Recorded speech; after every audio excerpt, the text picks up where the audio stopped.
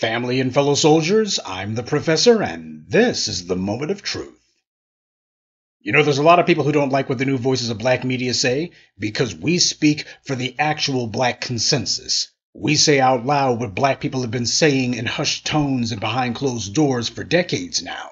And there's a lot of Negroes who have been eating off of portraying our opinion as being the opposite of what it actually is. A lot of Negroes who have been acting as the mascots of white supremacy on both the right and the left, and they have been getting their crumbs of daily bread by subtly influencing us to act against our own best interests. See, in the 19th century, you had freedom fighters like Frederick Douglass and Harriet Tubman and Sojourner Truth. Yes, they had white people who they associated with, the liberal-minded of their day, but they always remembered that at most they had a short-term limited objective. That didn't make them bosom buddies. Too many of us, however, get dewy-eyed and confused and start imagining things that aren't there. This is what's at the heart of so many black people trying to have allies and acting like we can't do without them, when the reality is we've never had them to begin with. We've always had to do everything on our own. We are the horse that pulls the wagon, while everybody else sits back screaming that we need to pull the wagon faster.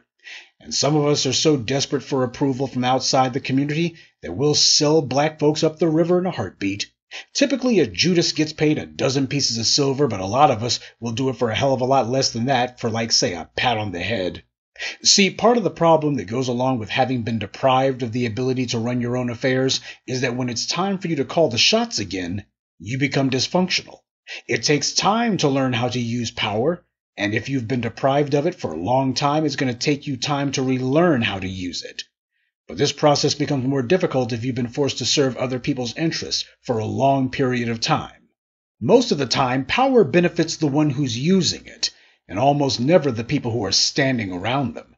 There's nothing wrong with that, by the way, so long as power is not monopolized by a small malicious group. Unfortunately, we don't live in a world where power is ubiquitous, or in a world where there's an equal and even balance of power. We live in a world where white supremacy used unrelenting violence to subjugate the righteous and to assert power over them.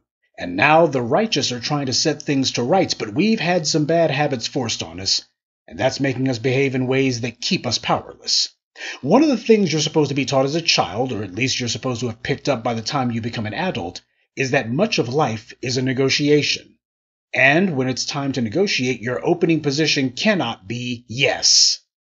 The point of a negotiation is to move the other party from their position, and you can't do that when you make it clear from the start that you're willing to move from your position and just give them whatever they want.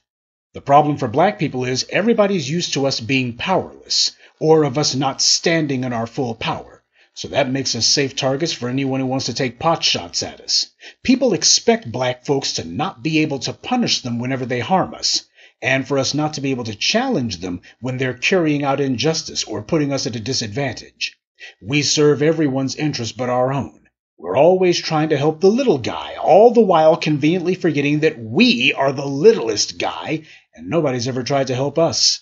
We've been taken advantage of 6 ways from Sunday. There's many reasons for this, but there's one habit in particular that would solve a lot of problems for us if we were to drop it.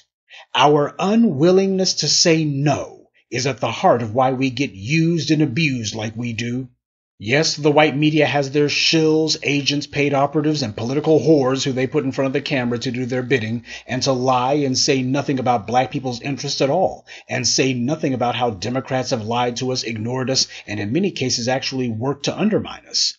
When it comes time to talk about us, they don't step up with policies or tangibles of any sort. It's just demands, browbeating, lectures, finger-wagging, condescension, and talking down to us that, well, black people have always turned out to vote, or black people have always done thus and so. There's no reason for you niggers to stop now. See, they come up to other groups, and it's all about what these other groups are going to get. And there's absolutely no presupposition that these other groups are somehow supposed to do something for them. On the other hand, when they come to us, we tell them our demands, and they ignore us. In fact, they do worse than just ignore us. They say, yeah, we've heard your demands, and we don't want to hear it. Those demands are bad. Now do what we say. When it comes time to do voter outreach for these other groups, it's all about here are your interests, and here's what we're going to do for you. But with us, we got some white liberals saying, say, why don't we do a commercial and we can have some basketball players in it? That stupid ad by that Rolling Sea puppet organization that I talked about on Sunday, they draw from the same well as the corny, pasty-white advisors to Kamala Harris who told her to do that stupid, cringe-inducing video of herself dancing to Cardi B. Now, the white media is saying that the congressional black talkers have an 8 figures war chest that they're going to be putting behind this Get Out the Black Vote campaign effort. Now, does anyone seriously think that they got $10 million+ from black people? If they did, then you know all those black donors would be tripping over themselves to take credit for it.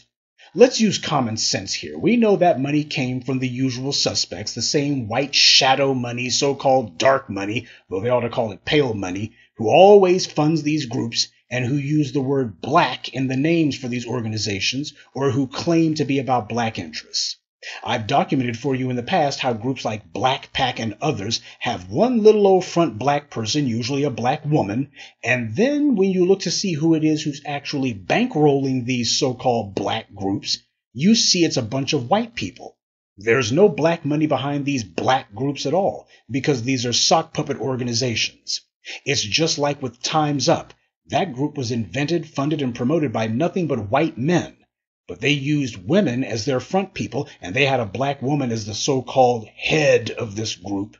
White Hollywood moguls, big-time directors and producers and such, using women as their sock puppets. And that entire organization, Time's Up, was nothing more than a clumsy front to get attention off of these white moguls and off of their bad behavior and get it onto any black person they could. And that's what they did. Now, another thing that people get taught is that when there's something you want, you're not supposed to take no for an answer. Now, when it comes to black people, everybody operates out of that playbook. If we say no, or even maybe, they just keep at us, they just lean on us until we eventually give in. And they know we'll do it because we have, unfortunately, a very solid track record of caving in at the slightest insistence. Nobody does that for us, though. When we go to other groups and ask for their support, they say no, and that's the end of it.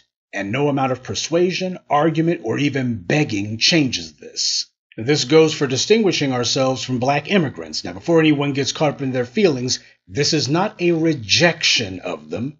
It is a stark clarification of our relationship to them. We're clearing this up. The utter disrespect, dishonesty, the venal and putrid opportunism, and pretending as if fleeing to the other side of the planet isn't a sign of failure when it's the ultimate sign of failure, this is what needs to be clarified. We've had so many of us who have been saying this to ourselves or in very select company, everyone knowing this to be the truth. It was on the tip of everyone's tongues. We were just waiting for someone else to be the first to say it. And that's why the black media has stepped up, because somebody had to. Because it's past time we stopped living a lie. We have no friends, and pretending as if we do won't change that. It's simply a fact that for decades black immigrants have done everything they could to separate themselves from us, and that usually takes the form of insults and making it clear that they consider themselves to be better than us somehow. Actually, all they've been doing is overcompensating to make up for their own embarrassment at having to flee from their homeland. You find this a lot among immigrants, by the way, in general. When they flee to another country, clearly that makes them feel some kind of way because of the fact that they had to run. So what happens is you have a lot of immigrants who try to convince the hosts, or themselves, that they did their host country a favor by going there, when in reality it was the host country that did them the favor by letting them in. Another tactic is to lay claim to things they never did and had nothing to do with. Black culture has spread around the world due to our own people's travels, both as individuals and as part of, say, military expeditions like in World War I. Later, it was through the influence of American media, which, due to the economy we built, the strongest in the history of the world, we gave the U.S. the technology and the funding necessary to saturate the world with imagery based from the U.S. And all these black people outside the United States have benefited from that. They've benefited from us. We helped them in ways that they did not even appreciate and to this day don't even acknowledge. As an example, I've talked some months ago about black actors in Britain who complain that they don't get enough roles. Afro-Britons are like 3% of the British population, okay? Yet on most British programming, the cast is entirely white except for one non-white character, and usually that person will be black. And in many cases, you have black Britons shown in positions of command, say in police departments or the military or what have you, when in reality, there's almost none of them who are actually there. There's far more Asians in Britain than there are black people, yet who are the biggest non-white TV and or movie stars in Britain? Idris Elba, John Boyega, and David Oyelowo. Now, you would think that demographically it ought to be Pakistani Britons or Indian Britons who are more prominent, but it's not. So why are Afro-Britons so prominent then? Because of the global influence of American television, which, due to the fights that we waged over here, we forced them to put black people on and have us in prominent roles. We made it possible for Idris Elba to even get into acting, because he wasn't able to find anything back in Britain. David Harwood complains that he doesn't get to work much, but if we hadn't made a lane for him to work in the US, he wouldn't be acting at all. The reason that British TV shows do have at least one black character in every show is because US television has saturated the world and set the frame of what everyone's idea is of a television show or a movie. And in the US, there's at least a few black people in every show because we fought for it and demanded it. And not to be messy, but Afro-Britons, in terms of population, shouldn't be in as many shows as they are. But because everyone wants to copy the US, and in the US black people are a larger part of the population, British television copied that aspect of American TV, and it's benefited Afro-Britons enormously. Though you'd never know it by listening to them because not one of them even acknowledges it. They talk as if somehow it was their own brilliance and skill that got them the few roles that they had. And they do not acknowledge, even when they play the parts of black Americans, that we were the ones who made the lane for them. They don't even own up to it. David Oyelowo and others complain that they're not getting enough roles in Britain, and yet they're steadily getting work in the US by portraying black Americans. John Boyega's another one. He's played black Americans most of his career. Hell, we've given them all their careers. Without us, they wouldn't be working at all. But not one of them has acknowledged what we did for them, and none of them has said so much as thank you. And that's why we're distinguishing ourselves. If you want to know why Africa and the Caribbean are not able to get it together, it's because this is the kind of behavior they've been practicing against one another at home. The disrespect, dishonesty, and disregard that we've been shown is also rampant in those home countries too. And without that central pillar of respect, nothing else is possible. And once we make this distinction, we have to stick to it. Why? Because that's what people of principle do. As the Bible says, let your yea be yea, and let your nay be nay. When you say no, mean it, and commit to it. When people try to con you with that phony, oh, I'm sorry, we didn't know that you guys were so offended, they're not sorry at all. They only regret that they finally pushed you too far and they're not going to be able to get away with it anymore. So understand, this is not about getting people to recognize that they've done us wrong. They already know that. This is about us showing enough respect for ourselves that we will begin telling people no. So much of the world has depended on our decency, our honor, our knowledge of right and wrong, our blood, sweat, and tears, and it's all been spat upon. Well, it's time for us to stand up for what's precious to us and to stand up for ourselves. You want to change the way people interact with you? Then you better change the way you interact with them. No is a powerful word because it stops things from happening. No is a word of power. Yes is a term of acquiescence. It's a term of agreement. And in many cases, it's a term of submission. No, on the other hand, is a term of self-determination. No is a refusal.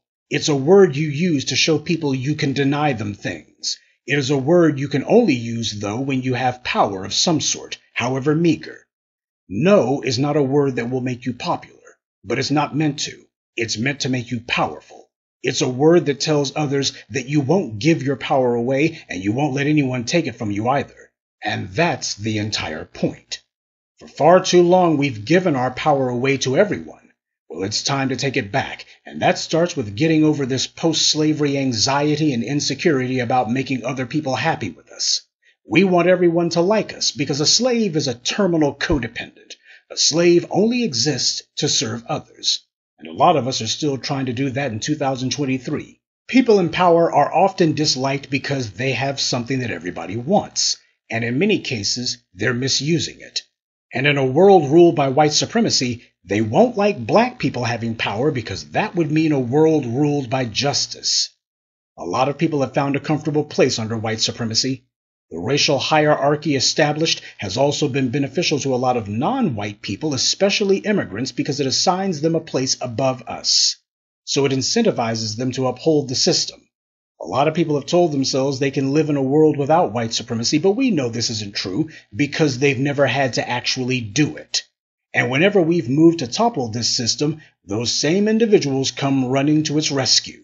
Keep that in mind as we have the 2024 election season getting underway. And the white media and the white powers that be trot out their hand-picked bootlicks to tell us what we have to do. When they tell us we have to vote for them, when they tell us that we have to stop being divisive with all of our demands, when they tell us that they've done things for us, or that everyone built this country, not just us, when they tell us that reparations are unfeasible, or that everyone is a victim of racism and has suffered as much as we have, our answer to all these lies must be the same. No. Good day, and be one. I'd like to take a moment to mention some of our contributors: Wesley Monroe, Morris Bodden, Onan Smith, Matthew Woods, and Antonio Daniels. Salute to them and thank you to everyone for listening, liking, and sharing this message. Black empowerment only exists because of you.